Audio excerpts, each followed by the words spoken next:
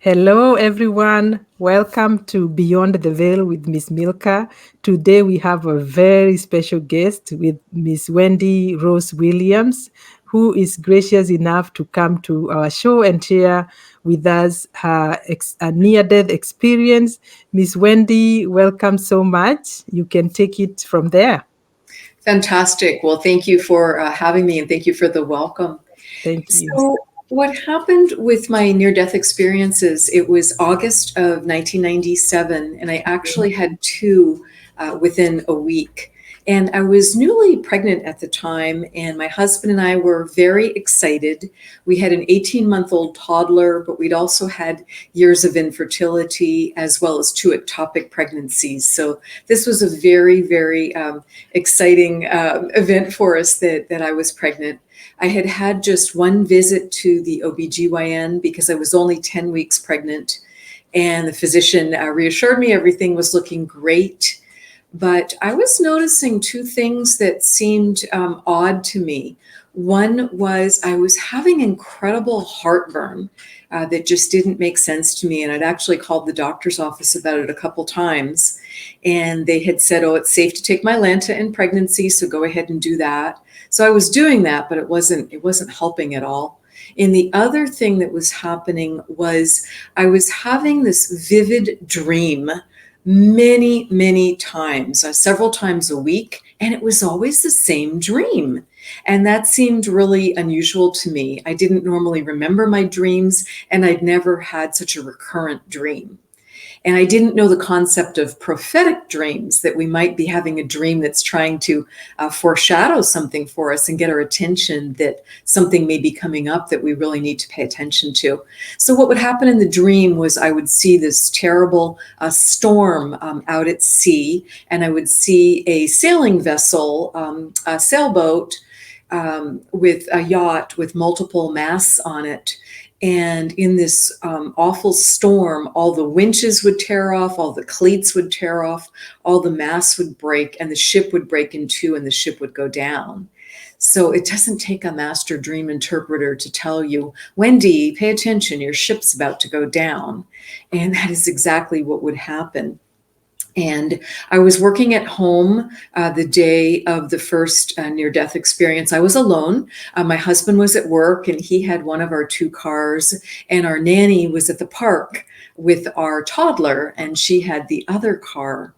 And I just didn't feel right. I kept trying to focus. I kept trying to work, but I just had all this pain in my abdomen that just didn't feel right. And so I'd go and take more Mylanta and try and lay down, try and relax. And all of a sudden, I just had this sense of impending doom, like something was really, really wrong. And I ran into the bathroom thinking, I'm going to be sick. I don't know what's happening. Something's really wrong. And as soon as I made it into the bathroom, I was just clutching my abdomen because I was in so much pain. I looked down because it felt like someone had literally stuck a knife in me. And it felt like at that moment, like an organ burst was the only thing that I could think of, because I just felt something let go. And it was just like in the dream where just all those winches and those cleats just kept tearing. It was all this ripping and tearing that was now going on within my vessel, my body. And I remember calling out to God for help as I went down. And I was unconscious on the floor, home alone. No one knew what was happening. And the only reason I believe that I came back to consciousness was because there was this insistent male voice that kept saying really urgently, Wendy, you've got to wake up or you're going to go home. And I opened my eyes, and I was just curled up on my side in a fetal position on the bathroom floor, just clutching my midsection because I was in so much pain. And I opened my eyes, and I was disoriented, and there was so much light in my bathroom. And as I looked around me, I could see it was coming from 4 or 5 angels. so much light coming off them, so much love, so much power, so much wisdom. So my mind was just blown because there were angels right there with me. And the male angel repeated, Wendy, you've got to call for help now or you're going home. And I knew exactly what he meant was that if I didn't get help, I was going to die. So my answer to him was, I understand, but I can't walk. And this was 1997, so didn't have the cell phone like glued in the hand or in the back pocket like we so often do now. And his answer was very telling, and I think his answer was important on multiple levels, because what he said to me was, you just have to be willing to try. And I think what the angel was referring to is, this is a free will planet. We've got to ask for help to be able to receive help from our own marvelous higher self, from our own souls, from guides, from guardian angels, from God, whoever you believe in. If you do believe in the divine in any manner. And so he repeated, the message that I needed to get help. So with a lot of difficulty, I managed to get up on my hands and knees because I was not able to stand up. And at that point, it was another miracle, because it was like being just gently picked up by the angels and flown the short distance to the telephone, which there was a landline on my nightstand next to the bed. So I just had to move from the primary bathroom into the primary bedroom a few feet away to be able to get to the phone to call for help. So I thought for a second, gosh, who do I call? Because the angel hadn't said anything specific. It's like, well, I'm going to go ahead and call my husband at work, because I knew he worked just 5 minutes from home. So I called him, and again, miracles continue, because I got him on the phone right away. I cannot remember ever reaching my husband on the phone on the first call like that. And I give him a lot of credit, because all I said to him was, I need you to drive me to the hospital now. Can you take me to the hospital now? And all he said was, on my way. He didn't ask me a single question, and I could hear the phone slam down on his end. So I knew he'd be home very quickly. That gave me just enough time to call the OBGYN's office. I told them what was happening. I told them it felt like something had burst. And I told them that my abdomen was distending really oddly. I didn't understand why my abdomen was getting bigger and bigger, because I was only 10 weeks pregnant. You certainly don't look pregnant at that point. But I could see my abdomen was just rising. And the physician office told me, that's great, your husband's on his way. He can get you here quicker than 911 at this point, from what you're telling us. So don't park your car when you get here to the hospital, because the OB's office was right at the hospital, which also would turn out to be incredibly important and very fortunate for me. So they told me to just leave the car, and that they would meet us curbside, and that they'd be bringing a wheelchair, because they did not want me walking. So I said, okay, I understand. And I had just enough time to work my way down from upstairs to the front door, and to be there waiting for my husband, because at that point he was there and helped me into the car. And so we got to the physician's office at the hospital, at our local community hospital. And exactly like was planned, I got whisked up to the physician's office, and they took me straight into an ultrasound room and had to help me up onto the table, because I was in so much pain. I could not straighten out, and they had to help me up onto the table. And the ultrasonographer started doing the exam, and I'm looking over at the screen in puzzlement, because I'd had ultrasounds before, and it's amazing how much you can see, but I didn't see anything on her screen. It just looked black. So I asked her, is your machine on? Is your machine working? And her reply was, I'm going to get the physician now. I'll be right back. So she returned very quickly with an OBGYN physician with her, as well as with a certified nurse midwife. So that was a little bit comical at that moment, because we've now got like 5 people jammed into this tiny ultrasound room that's designed for 2 people, 3 people max. And the physician goes to adjust the machine, and he realizes what's happening. And he explains to me as kindly as he can, Wendy, we've got to admit you to the hospital right now because you've got a major abdominal bleed. I can't see where it's coming from. And what you're seeing on the screen, why it looks like why you can't see anything there, is that's actually blood. So you've got some major blood loss, and that's what all that black is. It's just stopping us from being able to visualize your organs. It's a major bleed going on.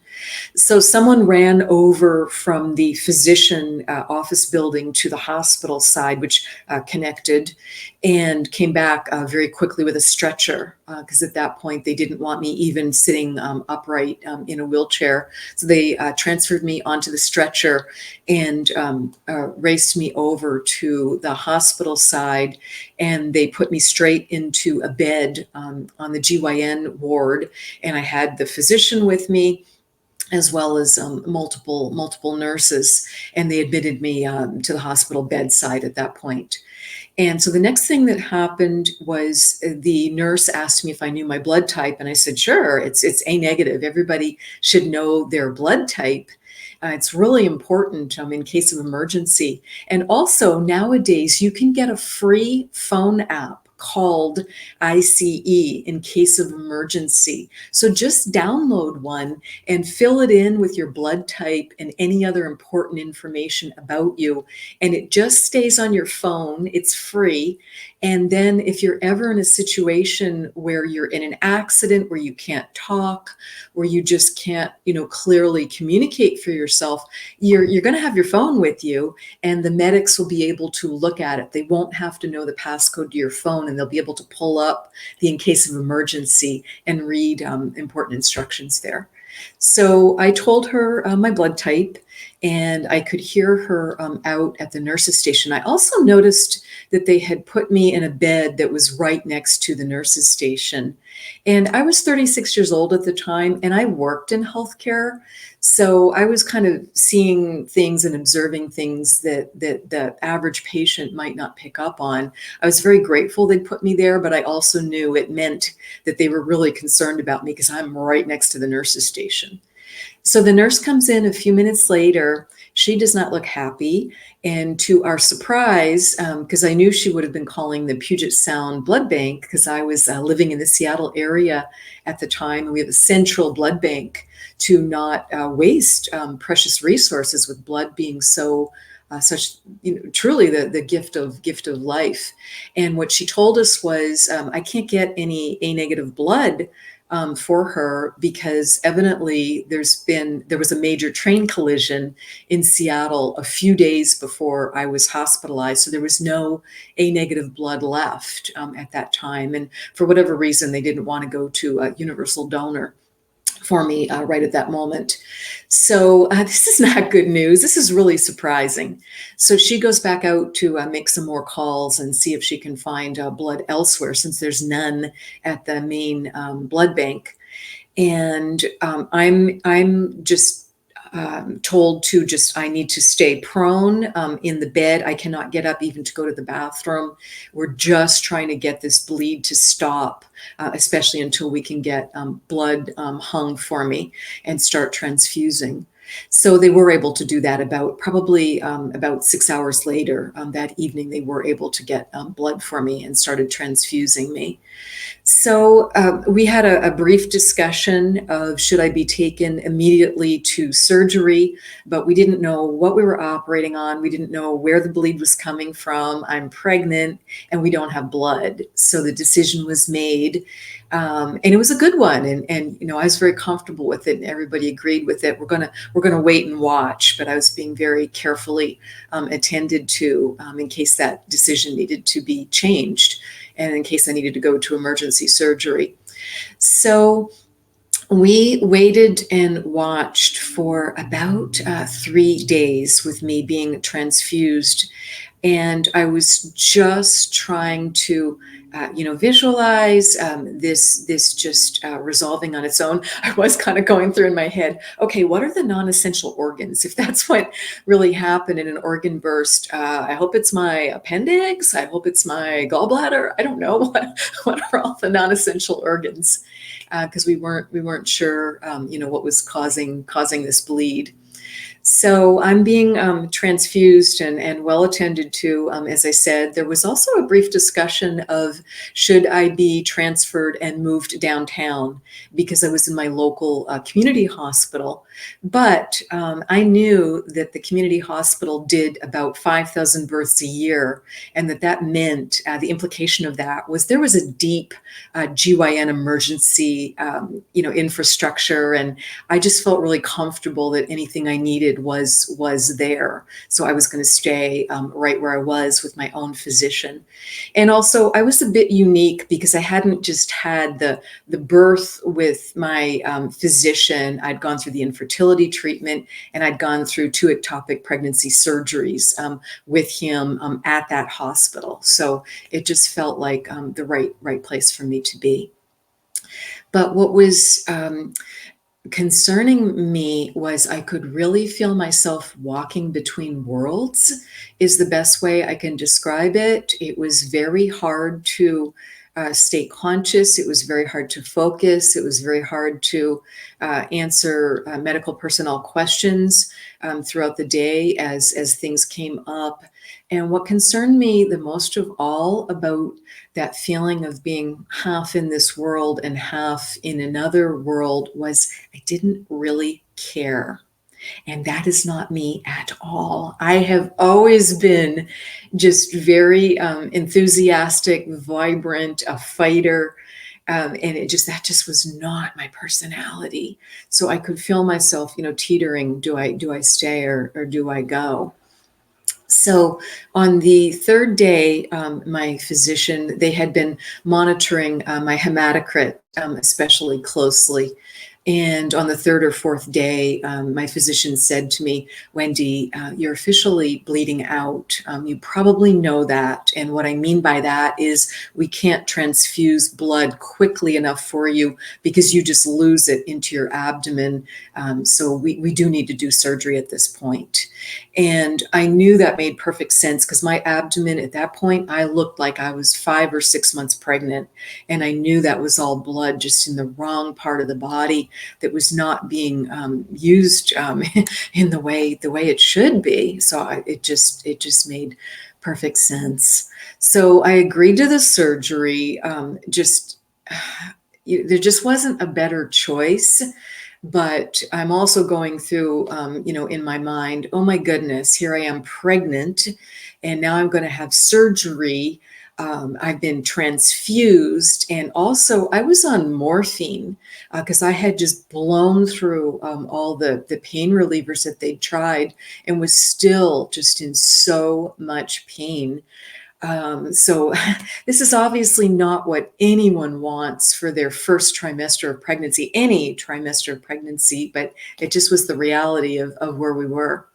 So I agreed to the surgery, and that got quickly scheduled for the next morning. I was going to be the first surgery of the day.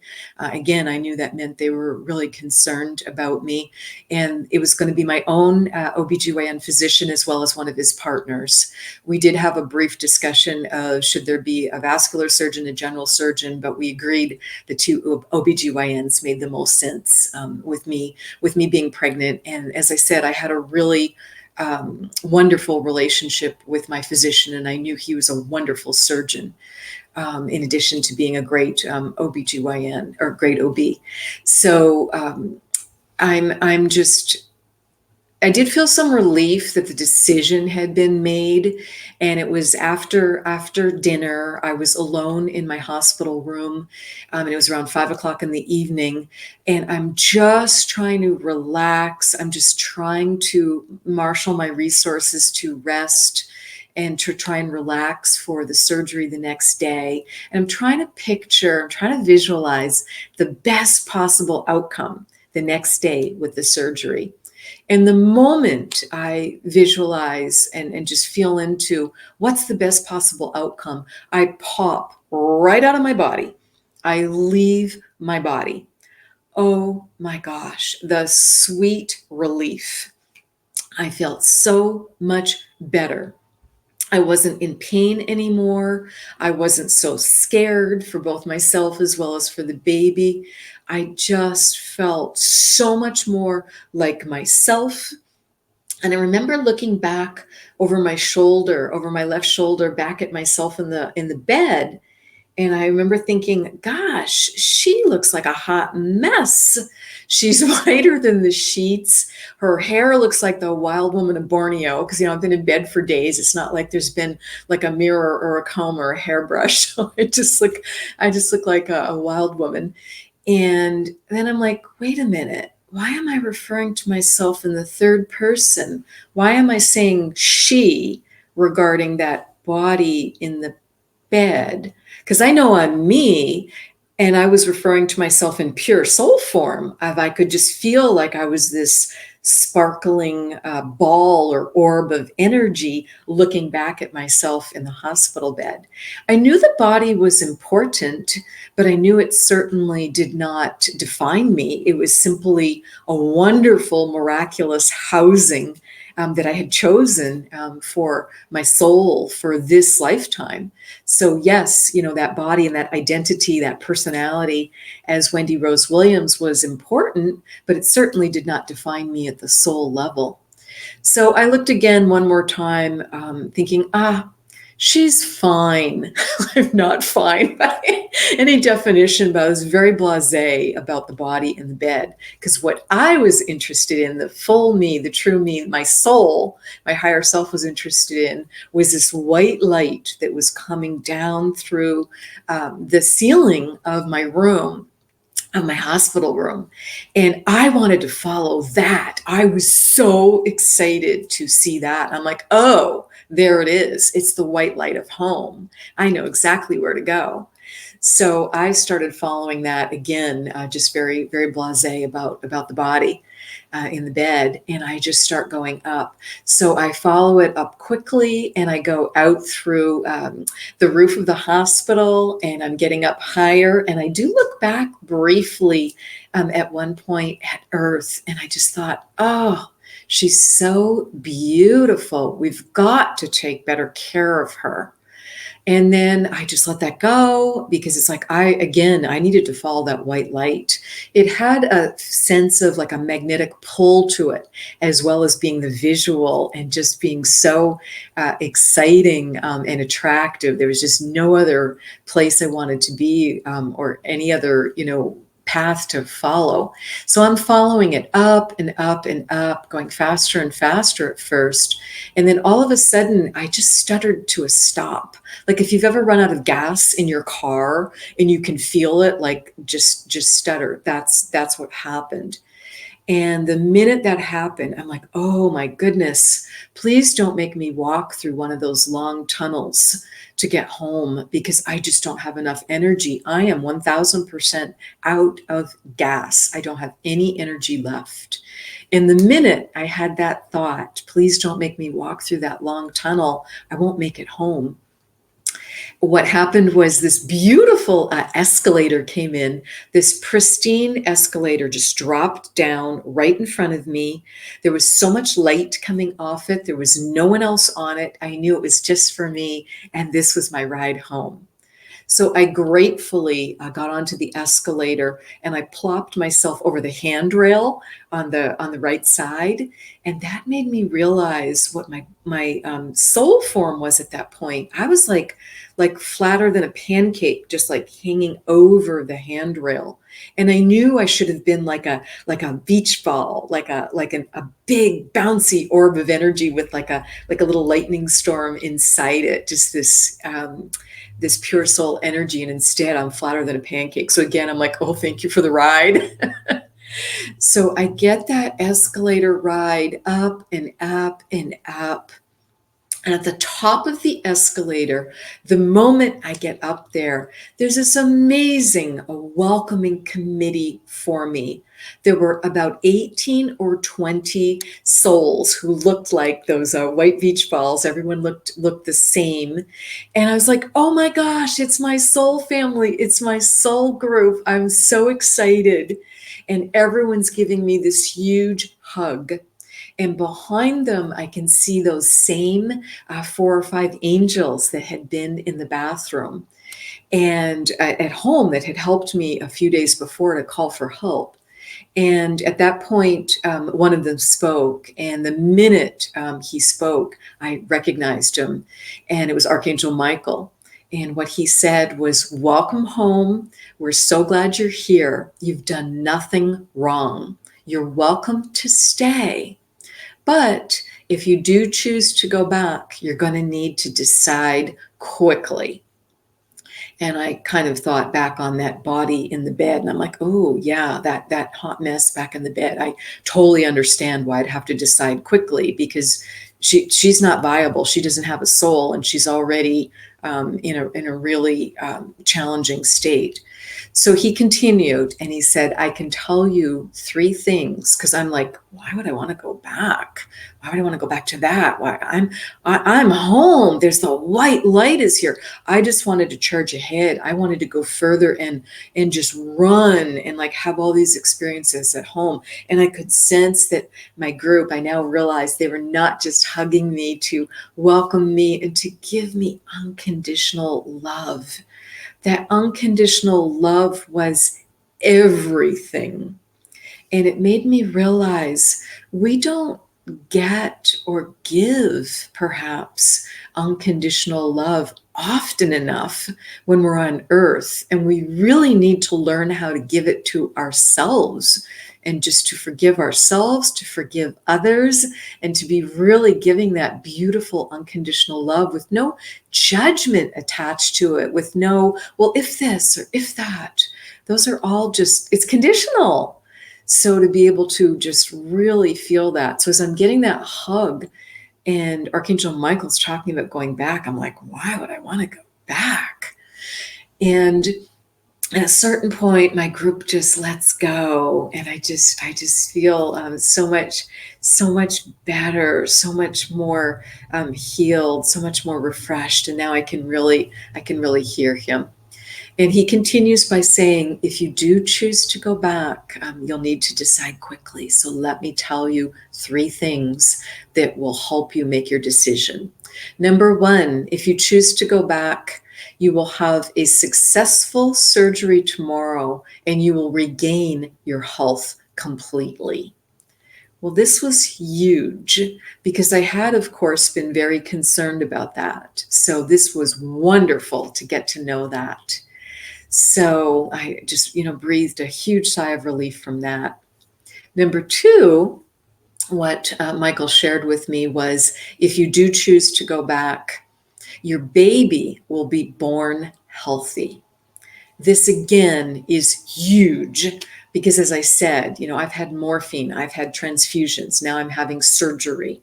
So to know that my baby was going to be born healthy was incredible news. And this was a very, very wanted pregnancy, as I mentioned. And also it had been hard to get there via the infertility and via the ectopic pregnancies. So this was just amazing news. And also I was 36 at the time. So it was just very wonderful to hear that the baby would be born healthy. So now I'm starting to kind of teeter, do I stay or do I consider going back? So I'm starting to think, oh, maybe I should go back. I don't know what to do. And number 3 was the kicker. And what Michael shared with me was, if you do choose to go back, your life will be very difficult, likely for many years, because you're not on your life path. You're not living your purpose. Oh my goodness, I felt horrible. I was so chagrined. I was embarrassed. I just felt terrible. No one wants to hear they're not living their purpose. So, of course, I asked him, well, what's my purpose? Please tell me. I want to do the right thing.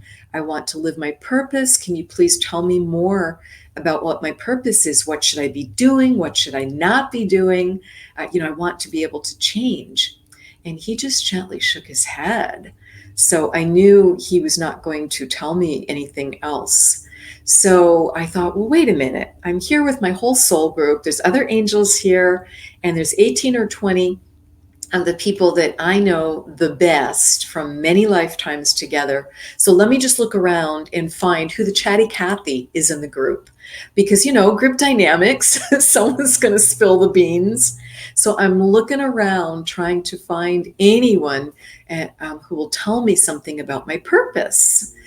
And no one will tell me anything. So again, my energy just starts to plummet. And everyone senses this because at home, when you're with the light, you're not using words. It's just perfect communication because it's telepathy. We're all one. We know what everyone else is feeling and hearing and seeing and sensing. And it's just perfect communication because we're all one. So my soul family can tell that I'm getting really concerned that I don't know anything more about my purpose. So they start being really humorous because sense of humor is one of life's best coping strategies. And they start just being really silly regarding the fact that they're evidently not meant to share with me what my purpose is. I'm meant to discover it and figure it out and learn it on my own.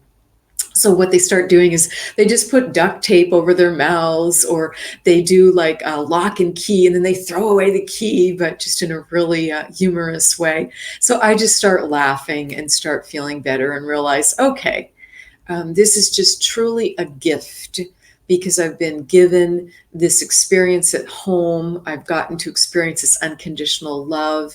I've experienced this wonderful reunion. I've been given this information.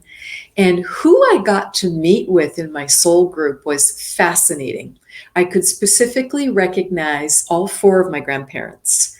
It made perfect sense to me to get to see my mom's parents, my maternal grandparents. I knew them really well, and they had died years before. But for me to recognize them, that just made perfect sense. And it was so wonderful to get to see them again. But I also recognized my dad's parents. Well, I never met my paternal grandparents in this lifetime because they died before I was born. But I knew exactly who they were. I recognized them, even though everyone looked exactly the same.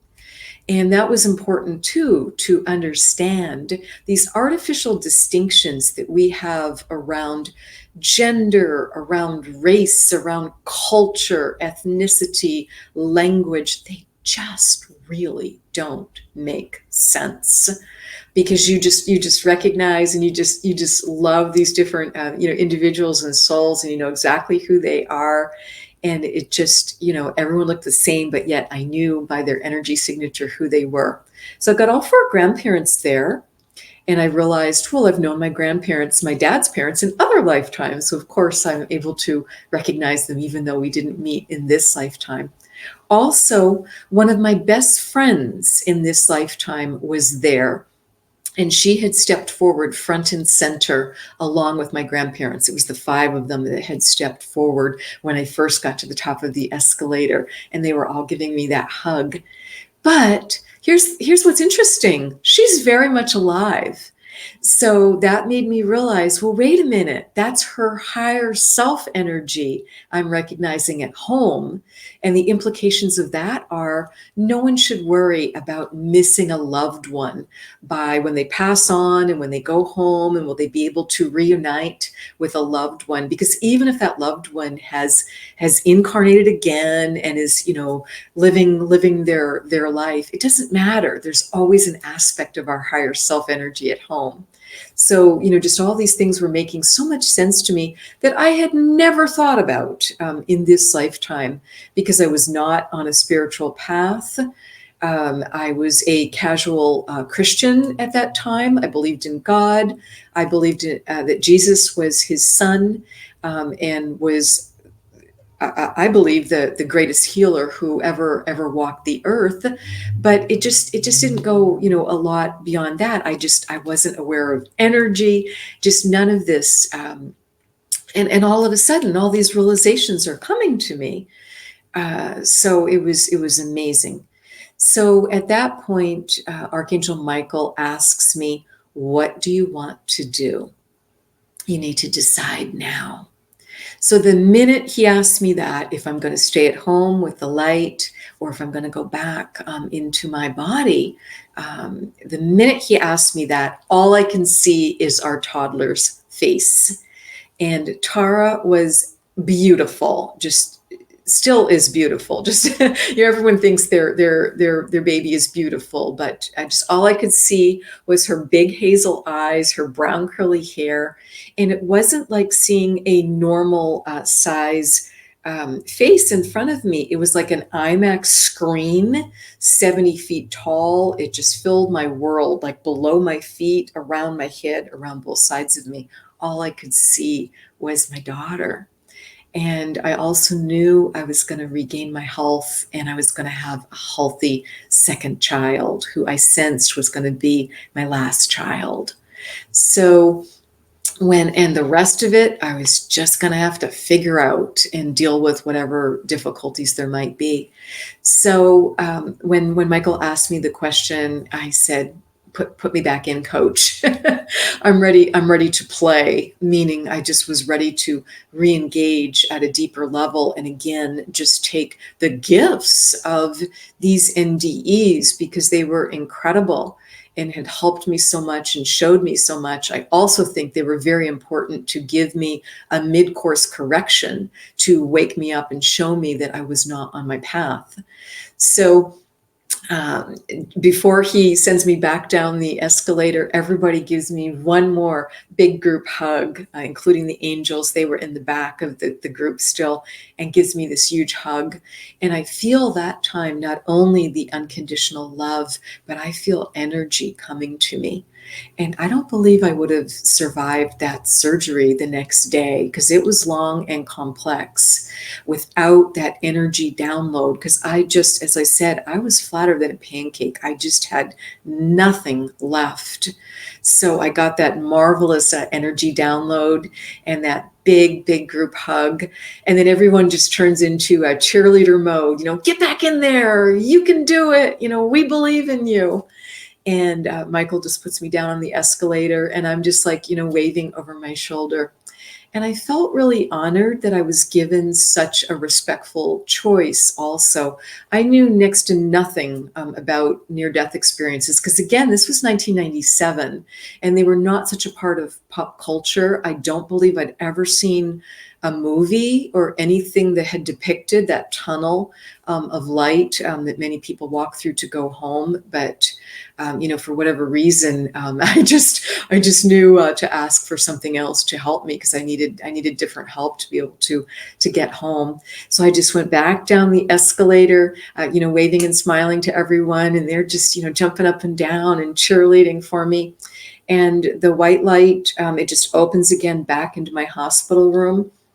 And I just go gently back down into my body and pop into my body, easy as can be.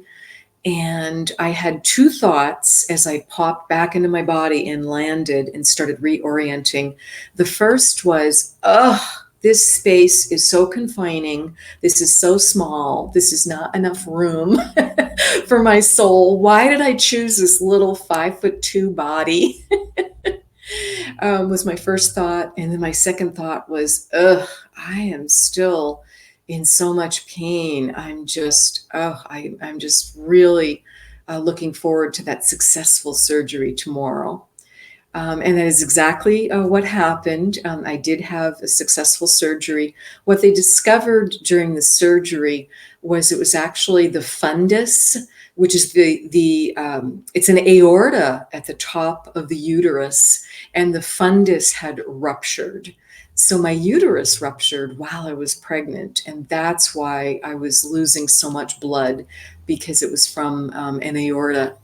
And my physician estimated that I lost about 3/4 of my blood supply during those couple of days from when it had first happened, and during those days that I was being transfused in the hospital. So I was very fortunate to get the expert medical assistance that I did receive, as well as the angelic assistance. So I have the surgery and I recuperate in the hospital for a couple more days. And then I go home to 6 weeks of strict bed rest. Believe me, I couldn't have done anything else if I tried, because I was weaker than a kitten. And it was all I could do. I was given permission to do the flight of stairs because all the bedrooms were upstairs. So the doctor said, okay, you can walk the flight of stairs once a day, to come down in the morning and to go up at night. And you should have somebody walking right with you. It would take me about 20 minutes. So, because it just was so weak and exhausted. So I recuperate at home. We're very lucky that we have our wonderful full-time nanny, because she's taking care of me as well as our daughter, because my husband's at work. And I recuperate. I go back to work to a job that I love, where I've been for about 3 years. And I was the marketing director for a busy ambulatory surgery center. So when I go back to work, I've been out for a substantial time period. I've been out for about 7 weeks at that point. And when I return to work, I'm visibly pregnant. So coworkers would just, pass me in the hall. Oh, Wendy, we're so glad you're back. We're so glad you're okay. What happened? And I just didn't have words. I didn't know how to explain what had happened, because it was so profound. It was so different. My belief system was just shifting so rapidly. So I just, would thank people for, their well wishes, and just, tell them that I had a GYN emergency, but everything was fine. And I just kind of had to leave it at that. So I was back at work for a couple of weeks. And maybe it was early November of 1998 by this point. It was maybe 6 weeks I'd been back at work.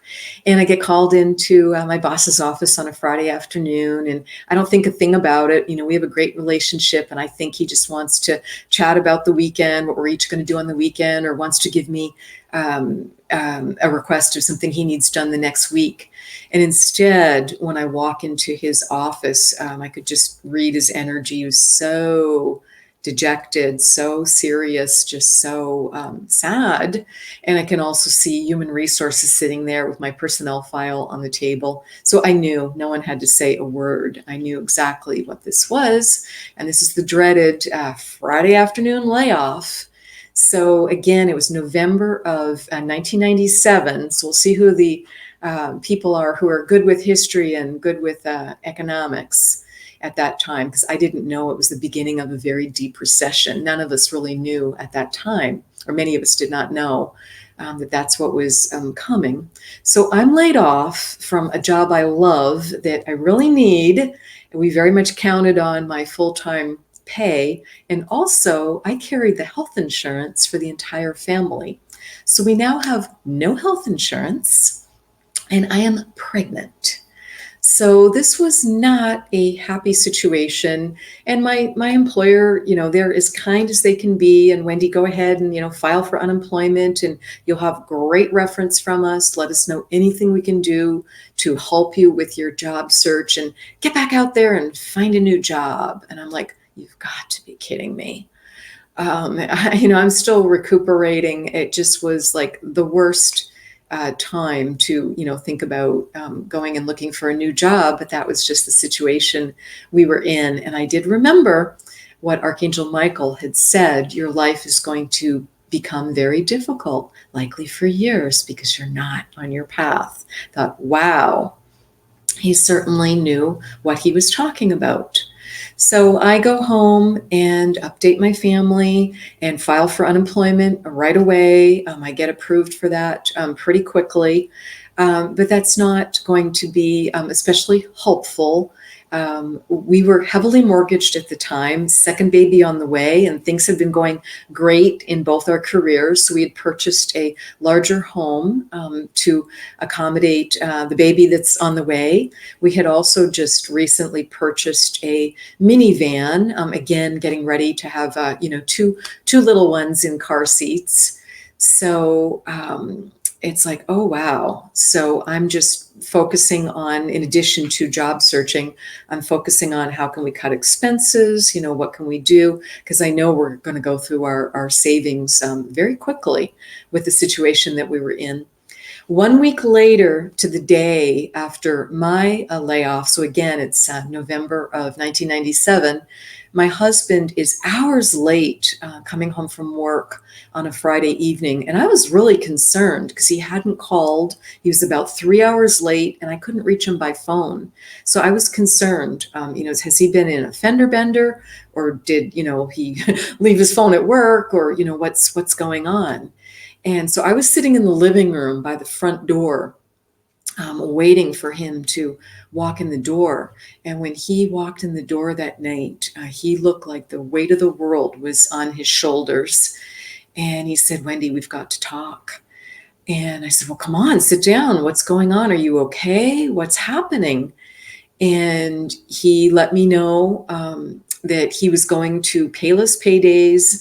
And then he started outlining what had happened with his successful software company, that he was one of 5 owners in. They employed about 100 people, busy, profitable. And I didn't hear anything past payless payday because it was just, I was like stuck there. I'm like, wait a minute, those 2 words don't go together. So after he'd been trying to explain everything to me, what was going on, for about 5 minutes, I said, "I'm so sorry. You got to go back to payless payday. What does that mean?" So he explains again, "Wendy, I'm going to be working very long hours because we've just laid off everyone in the company. We've got to figure out what to do about our lease. We need to help all our employees with letters of recommendation, help them get on unemployment. We need to figure out what to do with our office furniture. And I'm going to be programming because we've sold contracts and I'm going to need to finish work that I don't normally do. So I'm going to be doing computer programming. And there's just a million things for we 5 owners to figure out because we've got to get this all cleaned up and we've got to get the company sold and get us into new employment. And I will be at work probably 80 to 100 hours a week. So you got to take care of everything on the home front and figure out our home finances and get back to work and, figure out what you can do." So I'm like, wow. So I'm trying to express empathy because it's one thing to be laid off from a job you love, but it's another to have it be your own company. I mean, this was his baby at a certain level that he had worked so hard on and dreamed about. It's just so personal when it's your own company that goes out of business. But there we were in the recession of that started or was really getting serious in November of 1997. And we worked in 2 different industries purposefully. I'm in healthcare, he's in high tech, he's in software, doesn't matter. It was a major recession that was coming.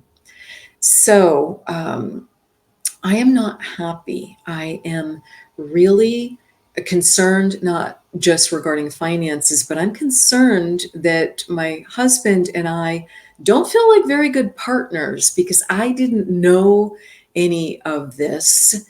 And he's making very unilateral decisions as to what he will be doing without any discussion with me. And it didn't sit right with me.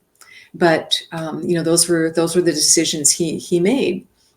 So we go forward, and fortunately, I would then hear from Archangel Michael again because I'm trying to find health insurance. I'm trying to find assistance for us, but I can't find anything because we're wealthy, because we own a home and own 2 vehicles. Well, everything's about to be repossessed.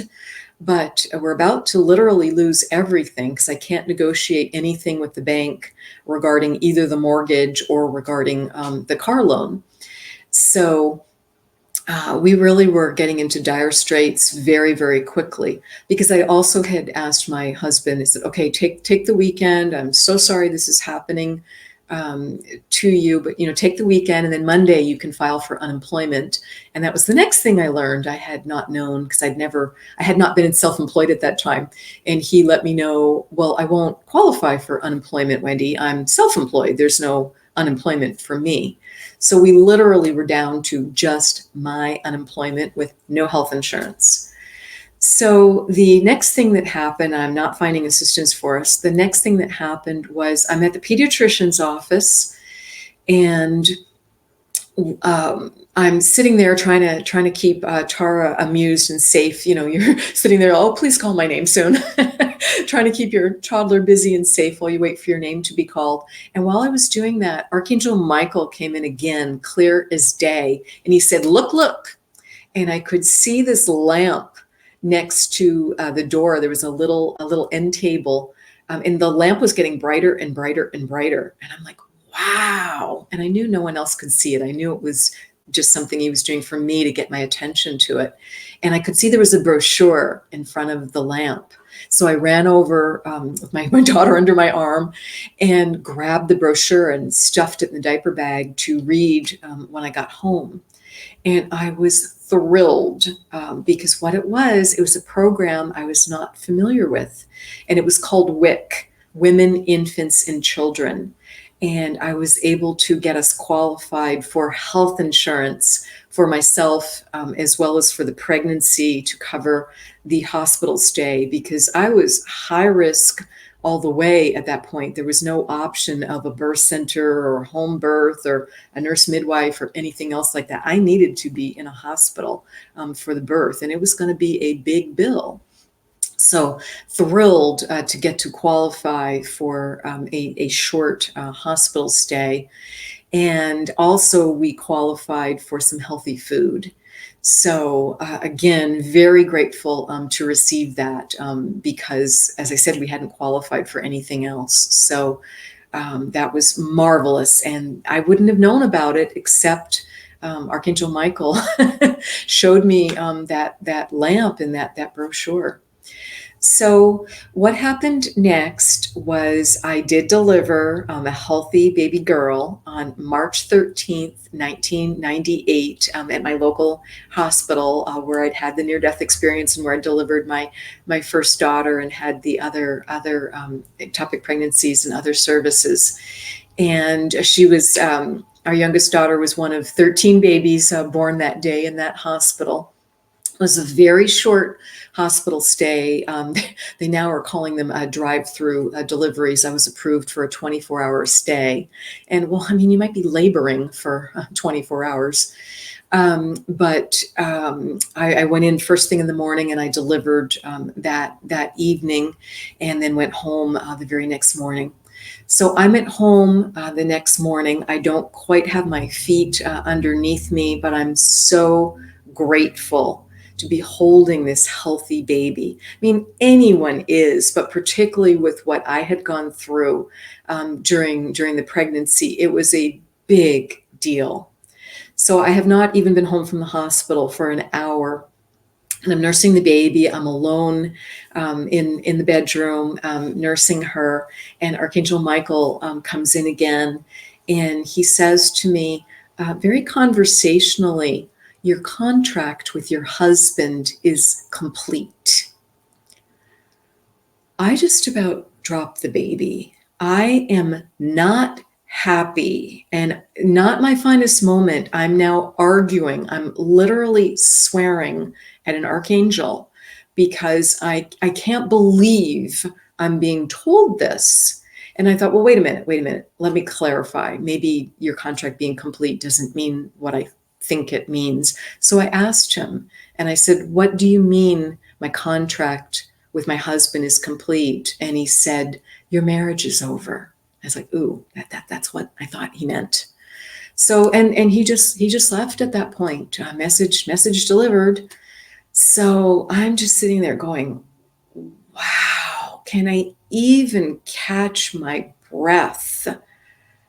I just was so shocked, not happy to get this information, but I knew it was true. I could feel it in my bones. It had been a challenging marriage, and I knew it was done.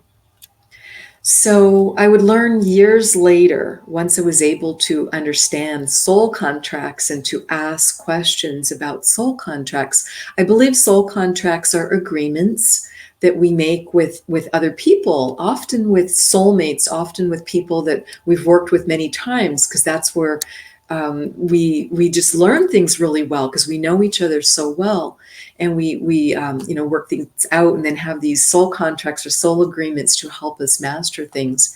And I would learn years later my soul contract with my former husband, because we did divorce years later. And I would learn my soul contract with him was to have a long term marriage, which we had, that we would both grow from profoundly, which we did, and we would have beautiful children together. And I could see children, plural, underlined 3 times, the REN.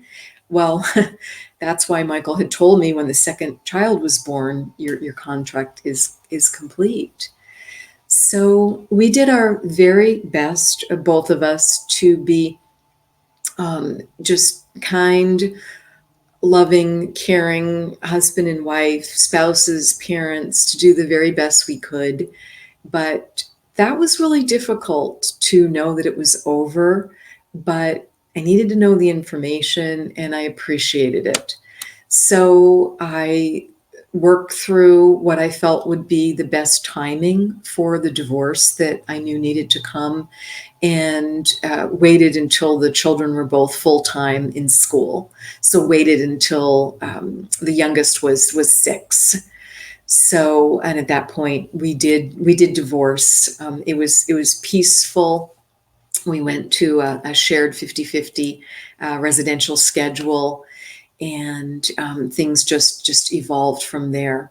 Something very important that happened along the way, because as I mentioned, we would have lost our home and our vehicle, and I don't want to think about what would have happened to us back before the baby was born. And my husband, amazingly, he got back to work that same weekend. So that middle weekend in March of 1998, the astrology, the energy must have all shifted for us, for both of us, because I deliver on Friday and he goes back to work and do a new job on Monday, literally all in the same weekend.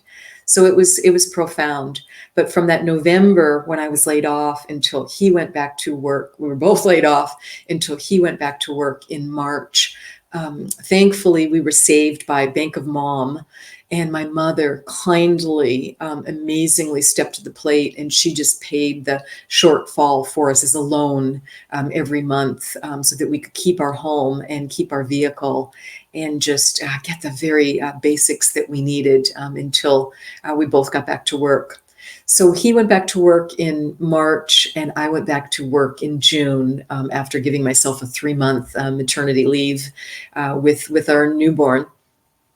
So that's what happened with those pieces. And then, as I said, we would divorce years later. And my spiritual awakening, interestingly, came another 6 years later, because we divorced when my youngest was 6. And when she was 12 and our older daughter was 14, in those 6 years, we had really rebuilt everything. My mother and I had built a home together. We had built a duplex so that we could help one another out. And she would also help my husband when he needed help. It was wonderful. She just declared herself team grandmom and would just, help either one of us. Because it's hard to be doing that shared residential schedule with us both working full time and running 2 households. So again, it was very, very appreciated what she did for all of us. And I rebuilt my life in those 6 years. I focused on the girls, did everything I could to make sure that they were happy and thriving, and got back on fully on their feet. Rebuilt my career, and we built our house, and everything was going really well. it was going well to the point when they were 12 and 14. All of a sudden, it's like I took the first breath in many years, and I'm like, I feel great. Something's missing. What's missing? Oh my gosh, this is so surprising. I'm ready to meet a great guy, because I'd had zero interest in dating again. And just, as I said, wanted to focus on the family and on my children and the career and the house. And just there was so much on my plate. So I decided when they were 12 and 14, it was time to meet a great guy. And I was open to that and ready for that. And I had no idea how to do so. I didn't feel like I was meeting anyone, via church or via, the few or through friends of friends, or so I didn't know how to meet someone. It'd been 25 years since I had, met someone new and gone on a first date. So I decided to ask younger girlfriends who were actively dating. I said, "Hey, how did you meet your boyfriend? How did you meet your fiance? How did you meet, your new husband?" And what my girlfriends told me, "Oh, Wendy, that's easy. You just need to go on Match.com." And my response was, "Match. What?" I don't know what you're saying to me. Because I didn't know what online dating was. Because this would have been, this would have been 2010. And I had never heard of it. I had gotten married in 1989. So I didn't know what online dating was. So girlfriends helped me put together a profile, get some pictures, and so I did that and started online dating. And the minute I changed the distance parameter for how many miles you were willing to be from the person you wanted to meet, the minute I put in 10 miles apart, this new profile came up. And I just could not look away from the screen. It's like, I know him, I know him, I know him. And I'm like, where do I know him from? And I'm reading through the profile, and there was nothing trite about it. And it was long and detailed and really well written, very creative, very unusual. So it's not that it was trite, was why I could understand it. Not just understand. It's like I knew what it was going to say 2 lines before I read it. And I'm like, what is happening here? I know this man. I know this information. And the last line in it was, any woman on a spiritual path, particularly one interested in an LBL, we have to meet. And I'm like, LBL, what does that stand for? So I Googled it because I wanted to make sure it wasn't some strange drug reference. I wanted to make sure it wasn't something problematic. And I was just so curious to know what it was. I'm like, what is LBL? And I found Life Between Lives. I found Dr. Michael Newton, his bestseller, Journey of Souls, which I'd never heard of. I started reading about past life regression, as well as Life Between Lives, which is his 4-hour deep hypnotherapy technique to go back to the womb, go back to a past life, and then go back on up to the light, where you meet with council of elders, you meet with your soul family, you learn things about your purpose. Does this not sound like a near-death experience?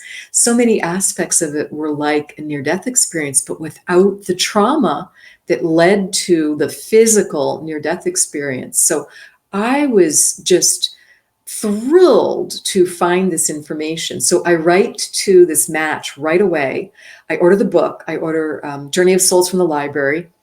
It was 2010. It was before Kindle instant gratification, because I would have had that book in 3 seconds.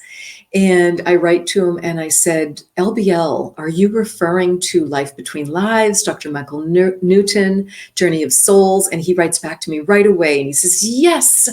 What do you know about it? Have you been for any sessions like that? What do you know about it? Have you read the book? I said, I'm waiting for it to come from the library. It sounds fascinating. It just sounds like really deep truth. I can't wait to read it. I'm on his website right now, and I know you. And he was responding to me, originally it was emails back and forth, and then it was, phone calls and texts and PMs, and we're trying to sync up schedules to meet. And it took us about 3 weeks to meet. And I think that was purposeful, just different, business travel and work schedules and my custody schedule and different things. And so it took us 3 weeks. And I think that was for me to be able to receive Journey of Souls and to read it in the interim, because that felt really important that I have that knowledge before we met. So we were just going through this whole game of how do I know you, and we couldn't come up with anything. We were, thinking, oh, it was some like, near miss, like a professional association or on vacation somewhere or friend of a friend of a friend or, some party or, we're just trying to figure it out, and we just couldn't put it together. So we met for lunch. And it was a weekday. We both were, there from work, and I got there first. And I was sitting on the little bench in the foyer of the restaurant. And the minute he walked in, it felt like the earth moved. It felt like an earthquake. It felt like the earth was rolling underneath my feet, and I could hear as clear as day, "Your life will never be the same again."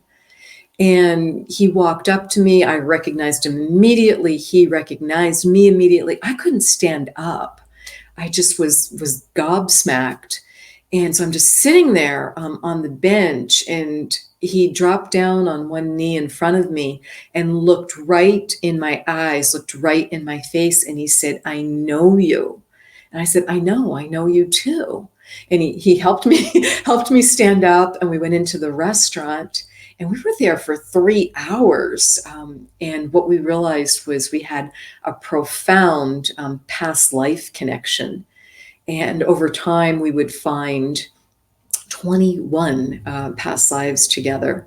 So that's what got all the spiritual awakening going. And over time, I would learn that our soul contract was for him to wake me up spiritually. That was the first soul contract we had together, which he did by telling me about Journey of Souls and telling me about past life regression and life between lives. So that took everything to another new level. So I'll just stop there and ask if you have questions. Miss Wendy, what an experience. Thank you for sharing that with us. Yeah, I have some questions. How can we know that we are on our life path? I think we overthink life path. My belief is our life path it's something that we do naturally. It brings us joy. We just lose track of time doing it. Life path doesn't have to be, I need to be a rocket scientist and I need to, or be a brain surgeon. It can be something more like, I'm here to be the most loving, kind parent I can be. Or I'm here to help others learn how to forgive. So I'm here to master that myself and to just help others in that area. I think it's not necessarily related to our occupation. Mm. For some people, it directly is. Like, it is an important part of my life path and my life purpose to help others with their spiritual awakening. So that's why I was given such a profound one and was given so much help in understanding it, so that I can help others with that experience. But it depends on the person. But if you think back to, what did you love doing as a child? When you were a preschooler, or you're under 7 or 8 years of age, and you had free time and could do whatever you wanted. Did you love playing outside? Did you just love the outdoors? Well, likely your purpose is something to do with Mother Earth and nature, and perhaps helping or protecting or doing things with the environment or nature. Or did you, as that preschooler or that young child, did you just love animals and pets, and you were all about the animals? So again, that may pertain to your purpose. my oldest daughter became a veterinarian. And, she knew from the get-go. So that, again, is a bit unusual because for her, it did become direct occupation, is her life purpose. Okay. So does that help answer the question? Yeah, yeah, it sounds like what you're saying is that we sometimes we complicate it. We think it's this big thing, but it's a small thing, especially when we connect with our passion and our heart, then we can be able Yes. to realize what our life purpose is. Yes. Yes. Yes, And, exactly. yeah, I, and something. Mhm. I've had many clients that I've had the good fortune. It's often one of the questions that they have, because my clients, they write up to 20 questions for their higher self and guides to help them with during the session. And frequently that's a question: what is my purpose? Am I living my purpose? May I know more about it? Am I on track? Because it's something that just the human ego can really worry about, Yeah. and be, concerned about. And what I've had people be told is their purpose might be, it's usually 3 to 5 to 7 words maximum. It starts with a verb, and it might be something like be love, be kind, be helpful. It just literally can be that simple yet that profound, that's the purpose, versus your life purpose is to go off and learn how to launch the space shuttle. Yeah, wow. And something very important that I had you talk about is that the things that we really worry about as humans and makes us not love each other, like when we see our color, when we see religion, when we see either woman or male, or all these things, our roles, he's just a janitor and somebody else is this.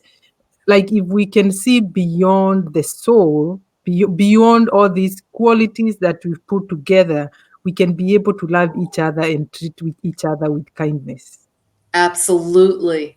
Yeah, that's what Exactly. I got from Exactly. you. Mhm. And I can't end this podcast without asking you, how does angels look and how can we connect with them? Oh, yes. Just simply ask to connect. There are so many angels here around Earth at this time. And we simply, because of free will, we do have to ask, please, I would love your help. I would love to see you, to hear you, to feel you, to sense you, to know your presence. Ask for that. And you can do it, via prayer, via meditation. They can come into your dreams. What they look like, the way they presented for me, both in my bathroom as well as when I was home, and I've heard many other people say the same thing. They are large. They are larger than human beings. They're more like 7 to 8 to 9 feet tall. There's so much light coming off them, so much love emanating from them, and also just power, wisdom, knowledge.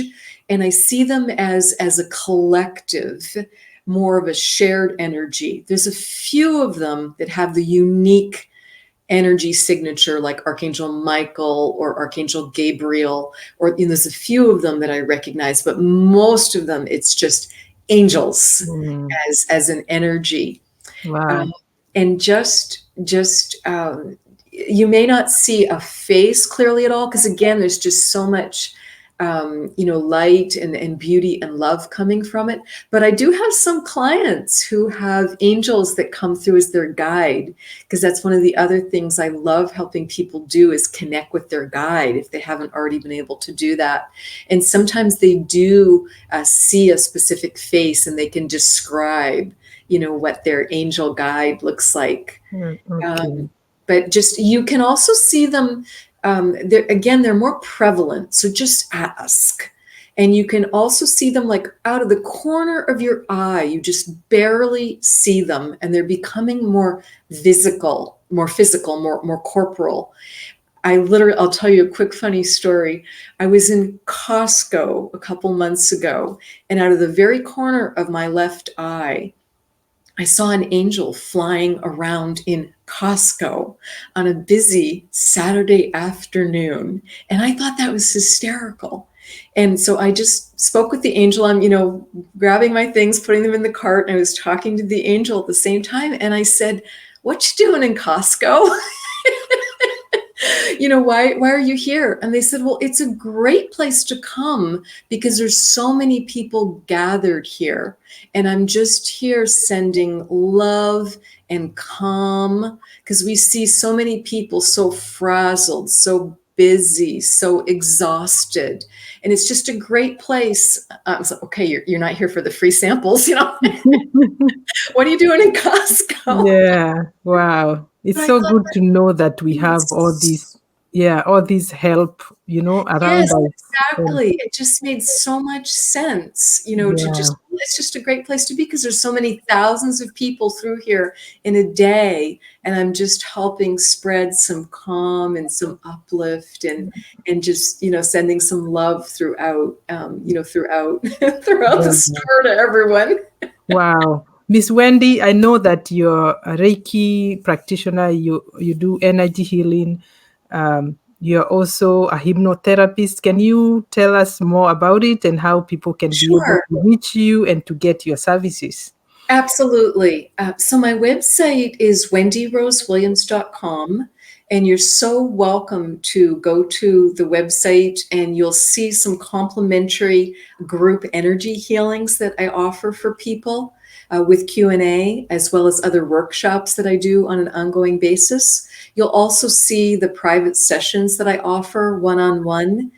And it's just so much fun and my privilege to get to help people with what they most need. The way the private sessions are set up, it's a 2.5-hour session, which includes past life regression, followed by a 1-hour session. And the third session is also 1 hour. And clients schedule them usually 2 to 3, maybe 4 weeks apart, just to give us time to work together. So Thank yes, but it's you. all on my website as well as my books and other information. Okay, thank you so much, Miss Wendy. We are so honored to have you. And we'll link your website on the video so that people can be able to reach you. Thank you. Thank Thank you. you so much for having me as your guest. You're And welcome. I look forward to connecting again in the future. And just thank you. Thank you. Bye bye now.